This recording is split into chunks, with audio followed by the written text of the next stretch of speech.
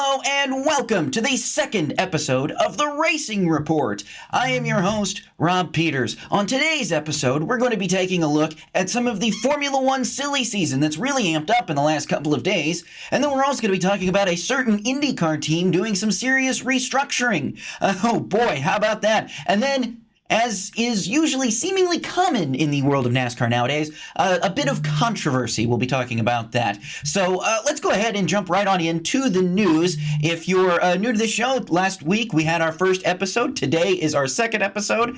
And we're going to be talking about some of the news, and we're going to recap some of the races that happened in the world of auto racing over the past week. So let's go ahead and jump right into the world of Formula One news. As I said earlier, some silly season news is going on. That's right. Daniel Ricciardo, we talked about it last week. He has officially been dropped from the Visa Cash App RB team. He's being replaced by Liam Lawson, who we talked about last week would probably be the most likely replacement for him. And that is the biggest piece of news there. That's a big change. A lot of people are talking about, Danny Rick should have probably had a proper send-off, but that did not happen. That was not the case. So definitely we'll have to be taking a look at something like that in the future. I don't know if he's going to end up in another Formula One race. I don't know if he's ever going to race in another Formula One Grand Prix. But definitely Liam Lawson is the future there now, and that comes on big news because there are huge rumors coming around right now that Sergio Perez could be close to announcing his retirement at the upcoming Mexican Grand Prix. And if that's the case, then boy, Red Bull is going to have to figure out who's going to go where. Where's Lawson going to go? If he impresses, is he going to go to the Red Bull team? If Yuki outshines Liam Lawson, is he going to go to the Red Bull team? Who knows? Are they going to go like they did with Perez and grab an outside free agent driver? Are they going to bring back Ricciardo? I don't know. It'll be interesting to see what happens here in the next couple of weeks. But hey, the second piece of big Formula One news we got to talk about is Renault is ending its Works Formula One program, which is something that they've rumored for a while. So they're no longer going to be manufacturing engines for use for Formula One. And really, it kind of makes sense because ever since the hybrid changeover back in 2014, those Renault engines were not as powerful as they were during the V8 era. So definitely we're going to be kind of sad to see that end, but they're going to become, actually, the Alpine F1 team is going to become a Mercedes customer team, which is kind of ironic because the former Renault F1 team that eventually became Lotus F1 team ended up switching from Renault to Lotus at some point during 2015. They were running Renault engines, and then they switched to run the Mercedes engines at the beginning of 2015. And then when Renault took back the team and took complete control over it again in 2016, they switched back to the Renault power plants, and that's what they've been using ever since. So that's going to be changing. That's going to be a little bit different. So that's big in the world of Formula One news today. Let's go ahead and talk about Formula E, the electric formula. I know some people are about Formula E, but let me tell you something. I love it. And there's some good news in here because Zane Maloney from Barbados is going to be running the full season next year with Apt Lola, that program. He's going to be partnered with former series champion Lucas deGrassi. And if you haven't watched Zane Maloney race, he's quite good. He's good. He's a good talent. He's had good F2 results. So we'll see how he does there in that championship. Now moving on into IndyCar news, we're gonna save the big stuff for last. We're gonna get into the juicy stuff right here though, because Racer is reporting, and this pains me to say it as much as I love IndyCar oval racing, so saying this pains me. But Racer is reporting that IndyCar is set to do a street race around AT&T Stadium in Arlington, Texas, beginning in the 2026 season. So instead of going back to Texas Motor Speedway, they're going to go race around the Cowboys Stadium. Now, apparently Jerry Jones, one of the Dallas Cowboys, he's going to be making an announcement, according to the Racer article, in the coming weeks. So we'll see how that goes. I don't know what the reception's going to be like. I don't know what the track design's going to be like. I don't know how the promotion's going to go with this. Let's just hope everything goes well. The following successful tests at Barber Motorsports Park this week, we had Jamie Chadwick and Felipe Drugovich. Both now are looking to get more in IndyCar. They both want to race more in IndyCar, and that Man, I hope that they could do it. It's going to be tough. It's going to be tough, though, with the new charter agreements for sure. So we will have to see how that goes. But that definitely an interesting thing. They're both trying to put something together, some kind of program together so they can run IndyCar next year. Fernando Alonso, Fred Watch, recently said in an interview that he has no plans to return to the Indianapolis 500. So his attempts at winning the Triple Crown seemingly are no longer going to be attempted. So some interesting news there, but very... I don't know how you feel about it. I mean, Alonso did really well in his rookie season, but just could not get that same level of success in subsequent attempts, especially in 2019 when he didn't even qualify for the race at all. But that's a historic moment, and why Bump Day, I'm glad that Bump Day will still be a thing for the future of IndyCar. Also, this is cool. IndyCar's head of safety, Tony Kottman, and Ricciardo Juncos, who co-owns Juncos Hollinger Racing, were apparently down in Argentina over the past couple of weeks looking at the Raffaella Oval. And I'm probably butchering that name. I apologize. I swear I took Spanish in high school all the way up to Spanish 4, but I hope I'm not mispronouncing that. But I digress. They are down there looking at the feasibility of holding an IndyCar oval race at the Raffaella Oval. Now, this is huge because that track is actually 2.8 miles long. That's longer than the Indianapolis Motor Speedway, which is 2.5 miles long. So the feasibility of it would really be, oh man, are these things going to be too fast for something like that? Or do you even want to have a track on the circuit that maybe overshadows Indianapolis when it comes to that kind of stuff? So I don't know. It's very interesting. But then the big news of IndyCar that we're going to talk about here is Michael Andretti has announced that he is stepping down from his ownership role of Andretti Global, and he's going to give control of the team to Dan Tauris, his business partner and CEO of Group 1001, which is an Andretti partner based in Zionsville, Indiana. He's going to take over from now on. And Andretti, in an interview with the Associated Press, essentially explained himself by simply saying, hey, I'm getting older. He's going to be 62 this week. He wants to have less of the day-to-day things to do, and he would like to just enjoy running this team, but not from a super intense point of view, if that makes any sense.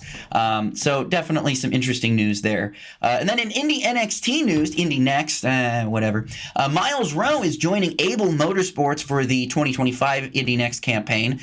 So that's pretty good for him. Good to see that. That's a great organization there in Able Motorsports. And then there are huge rumors. I talked about this last week. Rumors that that Hailie Deegan could be looking to run Indy next season. Well, guess what?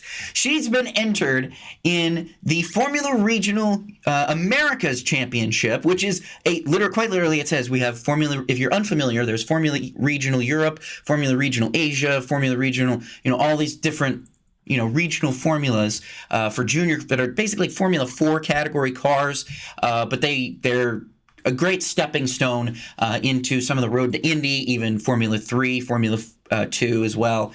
But Hailie Deegan is apparently making her single-seater debut at the COTA weekend, the Circuit of the Americas weekend during Formula 1 US Grand Prix. So there's going to be a support race there featuring the Formula Regional Americas Championship, and Hailie Deegan is going to be in there. And apparently the rumor is that it's specifically to get her experience for a run at Indy next year. So could be a huge and very, very stacked field in Indy next year. So definitely want to watch that.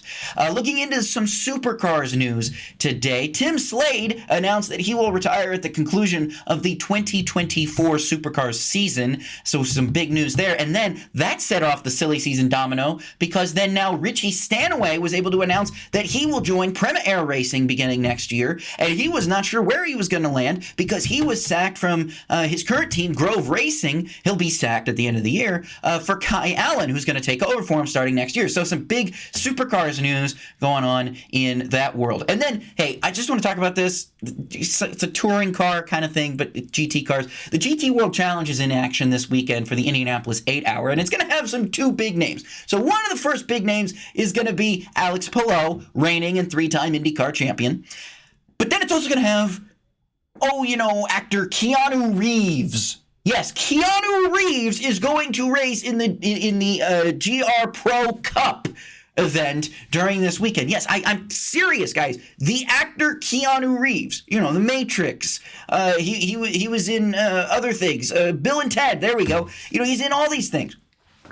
He is Keanu Reeves. If you play Cyberpunk, that video game, he's in that one too. So, Keanu Reeves. Get out down to the Indianapolis Motor Speedway this weekend. Go see Alex Palou and Keanu Reeves race around the Indianapolis Motor Speedway road course. All right, finally, our last piece of news here is in the NASCAR world. Ty Dillon is returning to the NASCAR Cup Series full-time in 2025, driving the newly renumbered 10 car for Colleague Racing, leaving Daniel Hemrick on the outside looking in for a team next year. There's a rumor that I guess he could be going to McAnally Hilgeman Racing down in the Truck Series.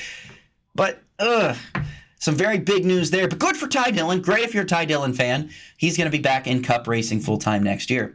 NASCAR is making the following changes to the cars at Talladega, aerodynamic changes, I should say, to prevent them from flipping. So I'm going to read off what some of those changes are. And the first one is they're going to add fabric on the right side of the roof flaps, which will block more air whenever the roof flaps come up. So kind of like tarp things on the sides of the roof flaps. You'll kind of see them if a car spins this weekend. You'll kind of see them. They've also added a skirt to the bottom of the rocker panel near the base of the car. That's supposed to kind of keep the air from getting underneath the car there. And then they've also extended the right side roof rail by 2 inches with polycarbonate, though they will not touch the windshield. So originally they had plans to put kind of like a shark fin on the side of the windshield, but drivers were concerned with visibility errors, so they decided we're not going to do that. But those are the big changes coming to the NASCAR world. The NASCAR Full Speed docuseries is getting another season on Netflix, set to premiere next year in 2025. It'll be a partnership between NASCAR Studios and Words Plus Pictures, which is a new combination. They're going to work together. It's a new partnership that they're going to do to do more films like that, documentaries, special events, studio shows, podcasts, all that stuff. So big deal there for NASCAR in terms of that. And then, hey, Carson Kvapil was recently announced to drive the number 1 next year for Junior Motorsports in the NASCAR Xfinity Series. He's going to be joining now we've got the 4 cars that are going to be racing out there. It's going to be Justin Allgaier in the 7. It's going to be Sammy Smith in the 8. It's going to be Connor Zilisch in the 88, and then, of course, Carson Kvapil in the number 1. And then Ryan Reed, a 2-time Xfinity winner at Daytona, returns this weekend to NASCAR racing at Talladega Superspeedway in the NASCAR Craftsman Truck Series, driving the number 91 for McAnally Hilgeman Racing. All right, let me tell you something, guys. We have to take a quick break. All right, but when we come back, we are going to talk all things NASCAR at Kansas. We're going to discuss the playoffs. We're going to discuss everything from the weekend of racing. And we're also going to talk some dirt racing because the BC 39 happened this weekend. So stay tuned. Don't go anywhere. We will be right back with the Racing Report with Rob Peeters. Welcome back to the Racing Report with Rob Peeters. We're going to start talking about all things NASCAR now because NASCAR was in Kansas this weekend. And let me tell you something. If you know me, I mean, I cannot believe that Kansas has quickly become one of the best tracks on the NASCAR schedule. I mean, banger after banger after banger after banger, guys. I mean, some of the best chef's kiss gourmet racing that I've personally seen in NASCAR in quite some time. And really, I think a lot of it is the next-gen car, but we saw it in the Xfinity Series race as well. So let's talk about the Cup Series race. Let's break down the Cup Series race. So Ross the Boss Chastain, not in the playoffs this year, but he gets that win. So he's spoiling the playoffs in its second round, start of the second round of the playoffs, and old Ross the Boss Chastain is spoiling it. Now, how did this happen? How did we get into this point? Well, Ross Chastain, he had a pretty fast car all day anyway, but what happened was Kyle Busch while trying to go for the pass to put Chase Briscoe a lap down, coming to about, say 30 laps left in the race, spins out from the lead. He spins out from the lead, and just once again, this long winless streak for Kyle Busch. I think it's over 50 races now. It's over 50 races that he hasn't won. He's gone every single season of his NASCAR Cup Series career having won a race, at least one race per season since his rookie season all the way back in 2005. And he is at risk this year of not winning a race, and he was so close to finally getting that monkey off his back, finally getting that first win of the season. And it all goes to naught. Now, some people were saying, oh, Chase Briscoe wrecked him. He crashed. He squeezed him. I'm not going to go that far and say that. I don't think he squeezed him at all. I think what happened was Chase Briscoe was simply running his line. Kyle Busch saw a hole that existed, didn't realize how fast he was coming up on said hole, and just kind of lost control of the car. Racing deal. That, to me, is a racing deal, I think. A lot of people, I don't think Chase Briscoe deserves any of the criticism that he was getting, but hey, man, Twitter gonna Twitter. But the biggest thing, and this is the controversy part that we were going to talk about here, is Josh Berry. On lap 1, there was a multi-car crash coming off turn 2 on lap 1, and Josh Berry was involved in that wreck. And when Josh Berry was getting towed, he had 4 flat tires. That was it. The car itself was fine. Aerodynamically, it was fine. Would it start up? Not really, but the car didn't really have any problems. It just couldn't move because it had 4 flat tires, and NASCAR's next-gen car creates for that kind of situation. So what we're really looking at here is, oh my goodness, now what do we do? That you would think that they would push Josh Berry's car back to pit road. His team would put 4 fresh tires on it, and that would be good to go. But that didn't happen. That didn't happen. No, instead, he was towed behind the wall and then just left and told to get out of the car. And if he gets out of the car, then the car is out under NASCAR's damaged vehicle policy. Now, what's insane to me about this, and if I'm Josh Berry, if I'm Rodney Childers, if I'm everybody on that Stewart-Haas Racing number 4 car, I am livid. I am absolutely livid. There was no reason why he should have not been able to complete a full lap of that race. But he wasn't. He wasn't able to even complete a full lap before he was just essentially marked out by NASCAR. And that's going to be a big problem because now NASCAR has apparently gone on SiriusXM and said that, oh, well, we kind of made that wrong. We didn't know that what was going on. The person down there didn't really know what was going on, the official and the track workers or whatever. It's like, it's simple. Josh Berry is telling you what is happening, and you're ignoring him. He's telling you he just has 4 flat tires. He just needs to be pushed back to the pit lane, and you're ignoring him. Just, it bugs me. Oh, it bugs me. And I don't know if that's ever going to change. The NASCAR damaged vehicle policy has been so frustrating since the beginning. So, anyway, but that was the NASCAR Cup Series race at Kansas. We'll talk about the Xfinity Series race here for a little bit because, oh boy, great racing again. Eric Almirola catching and passing both Chandler Smith and Cole Custer within about the last 15 laps of another thriller. But, of course, we have playoff spoilers. Eric Almirola is not running for the full season. He's basically semi-retired, so he's not eligible for the playoffs. He never was. But what he's essentially done now is taken away surefire next round locks for both Chandler Smith and Cole Custer when Talladega is this weekend and the Roval is next weekend. 2 wildcard tracks. So when Cole Custer was clearly not happy with the way he was raced by Chandler Smith, I can kind of see where he's coming from, mainly because of the fact that, hey, look, I had an opportunity to get a guaranteed lock into the next round and not have to worry about Talladega next week. Now he's going to have to worry about Talladega next week. Yes, he is number 1 in the playoffs. He's got the number 1 seed right now. He's first overall.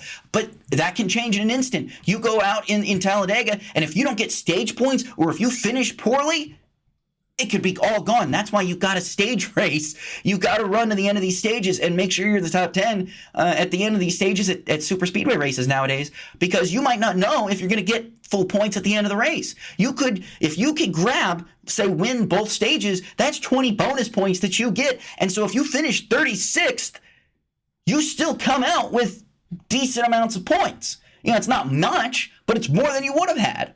And that's really crazy. So then when we talk about Justin Allgaier having a bad day, he went from 1st to 9th in the point standings. Seriously, 1st to 9th in the point standings. That's how far Justin Allgaier dropped from having such a bad day. So now he's on the outside looking in of going even into the next round, and he's going to have to go out there and hope that his Talladega race doesn't go horribly awry, which, let's be honest, that's a crapshoot. Who knows? Who knows if that's even going to happen? So definitely some crazy things going on there. And then, of course, Austin Hill, Riley Herbst, those guys also trying to battle for the playoffs. They tangled as well. Crazy stuff going on out there. But hey, Connor Zilic finished 4th. So he won on debut, and now he's finished 4th. Shane Van Gisbergen finished 8th, and but Justin Allgaier all the way back in 36th. The NASCAR Truck Series at Kansas, it was Heim time. It was Corey Heim was the victor there, and then he won the race because Ty Majeski had the perfect strategy for a race that was one lap shorter. Running out of gas on the final lap of the race at Kansas, and that eliminated that he didn't get eliminated from the playoffs, thankfully, but the two drivers that were eliminated from the Truck Series playoffs were Daniel Dye and Ben Rhodes, which is crazy because Ben Rhodes is a Truck Series champion. He's last year's Truck Series champion, and already he's been eliminated after the first round. Boy, not a good time to be a tour sport or for Ben Rhodes for sure. All right, let's move on here. Final piece of the recaps we'll talk about here. BC 39. What a thriller at the BC 39. A thrilling event overall. If you haven't watched it or if you didn't get to see the finish, it was an incredible race. Cannon McIntosh ended up winning. Now, he's the 6th different winner. The race is only run 6 times. So he's the 6th different winner of the BC 39, which is run in honor of Brian Clausen every year, whom we lost all those years ago back in 2016. And you know, I look at this race. This is such a fun race. Basically what happens here, so you got Chase McDermott. He is killing it. He takes the lead a bit early in the race, survives most of the restarts, and then it gets down to the last lap. Coming to the white flag. He's perfect all race. Coming to the white flag, he clips the infield tractor tire. And it slows him down. McIntosh goes by, and he gets up side by side by him. And by the time they're out of turn 4, McIntosh is gone. And here comes Jade Avedizian, who's been ripping the top the entire race. She comes around the outside, and she gets 2nd. And she almost got the win. A little bit more momentum, maybe one extra lap. If it was the BC 40, maybe. But hey, Brian Clausen drove car number 39, so that's why it's 39 laps. But Jade Avedizian, great job. She has a great future ahead of her. It was great to see her do well in that race. All right, we have to take our final break of the show. But when we come back, we will preview all of the upcoming races for NASCAR. We'll take a look at the point standings. We'll take a look at all of that. So stay tuned. Don't go anywhere. You're watching The Racing Report with Rob Peeters. Welcome back to the Racing Report with Rob Peeters. We're going to talk about now NASCAR in Talladega. The Truck Series is coming up on Friday. We're going to see the Truck Series here on Friday. Then the Xfinity Series is going to be on Saturday. And then the Cup Series is going to be on Sunday. The Cup Series point standings, looking ahead at that. Tyler Reddick lost 6 spots after a disastrous Kansas race. He finished 25th, and he's lost 6 spots in the playoffs.